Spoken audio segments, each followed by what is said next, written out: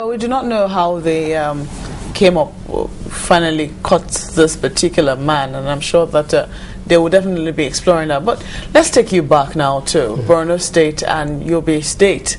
Yobe is a neighbor to Borno State, and I think when the attacks that happened just before Salah happened, it came as a shock to many people. Were you shocked?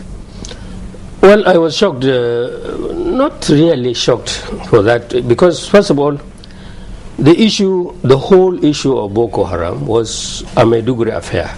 Even in Maiduguri affair, it's just one little corner of Maiduguri, where the enclave of Muhammad Yusuf used to be. And it was from there when they were attacked, their houses destroyed, their mosques destroyed, they dispersed. Those who survived at least dispersed to other places for safety. And instead of the security agencies cordon off that area and even look for the people who dispersed, nobody looked for them. They went anywhere they wanted, either across the border to Chad or Niger or Cameroon or into Nigeria, into other towns of Nigeria.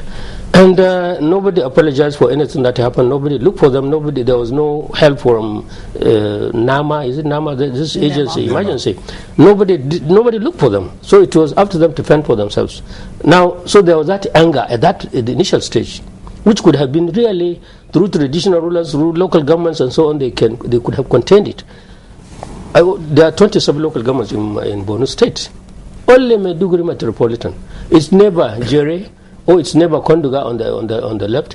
They were not affected. But slowly by slowly, because of the wrong handling of the whole situation, the problem now went to Biu, went to Dombwa, went to Kukawa, and the sleepy town of Potiskum, which has nothing to do with this. Potiskum is not even the capital of Yobe. Damaturu is the capital. They must be pursuing somebody, or they perceived probably the security agents who are battling with them in Maiduguri town. Probably some of them were stationed in Potiskum. I don't know why, but it was a surprise.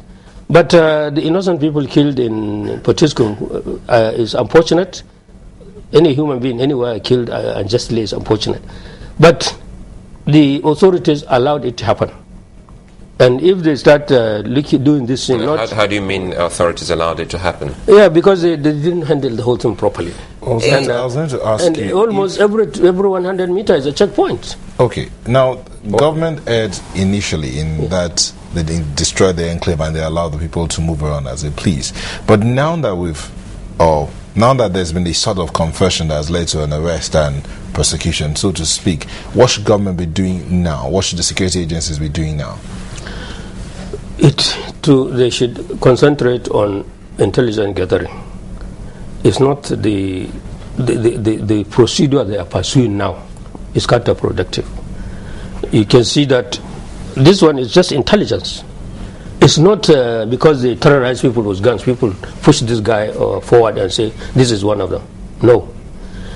These people who are attacking people who are riding motorcycles, attacking their victims, pocket their guns and move off. And of course, if they're the only ones armed in an area, when they come and attack, even if you want to confront them, how do you do it?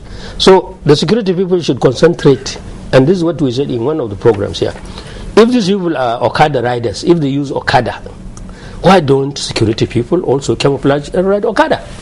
Listen to news, listen to all this from the grapevine. You can get the information. It's information gathering, which is very important. You know, Alhaji, I know that when several times you made reference to the fact that you are not happy about how the situation was handled in Maiduguri, and that security men were harassing the citizens. You're not the only one who's made the observation. Human Rights Watch too has also made exactly the same observation. But be that as it may, are you satisfied with how, let me say, the politics of it all has been handled? For instance, security operatives were saying that when soldiers were introduced in Borno State, Borno elders stood up to go and tell the president that they were not happy and they didn't want the soldiers in their state. But did you hear the voice of the Borno elders when these attacks were taking place, when security operatives were also being attacked?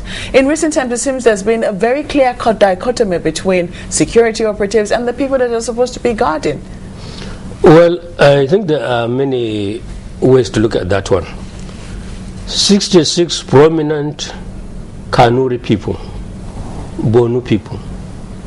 All of them enlightened. Some were former governors, some were former military chiefs, and so on. Some were former police people. All of them, 66 of them, bought pages of newspapers that advertised what they wanted government to do. Government never called them for anything. Government ignored them. Nobody talked to them about anything. So they felt frustrated, and therefore they don't have to talk to anybody anymore. But again, they came and put up Galtimari Commission. From the media, we are told that Galtimari people were not to talk to Boko Haram or negotiate with Boko Haram. Whatever Galtimari Commission did, we didn't hear anything about it, like all other commissions of inquiry that have taken place. Now, even though all promises were made about the Galtimari Commission, at the end of the day, we didn't hear anything about it. So, if you are a citizen of Borno State, what else will you do? So when they are, after all, we're just getting to hear this for the first time, because you must have seen it in the papers even this week in most of the dailies, that most of the elders from those places, as well as the traditional rulers, most of them, well, we're not even saying anything or condemning all of this in clear-cut terms. And you're saying that even Galtimari and some of these people reached out to the government and they were not answered to, or they were ignored, kind of. Okay, but you see, these people were the targets. Don't forget, Sheikh Obonu is one of the most respected persons, even by outside, and not talk of the Kanuri people themselves. He's a symbol to them. His brother was killed by Boko Haram. A whole governor, or the gubernatorial candidate who would have been the governor was killed. So many local government chairmen were targeted. So many ward heads were targeted. So many malams were targeted. So anybody, just by perception, Boko Haramists perceive that probably you are not one of them, or you said something against them, or they perceive that probably you inform the security agency that this is what they are doing. And the next thing is, they come and shoot you and nobody can protect you. So, if all these people who put their head together and offered a solution, or at least suggested something that would have worked, were not taken seriously by anybody, and whatever money they wasted to publicize their agenda in the newspapers was ignored. They copied the open letter they sent it to the authorities, and nobody did anything. So why will you surrender yourself for murder just like that? I take us back. Sorry, a moment here, Nyota. I take us back to Kunduga himself. Do you think his arrest is as a result of some efforts by our operatives, or some kind of cast away by Boko Haram? Because from what he said, well, I think he fell out with his own group. They thought he was giving the government information. Well, it's a little confusing, because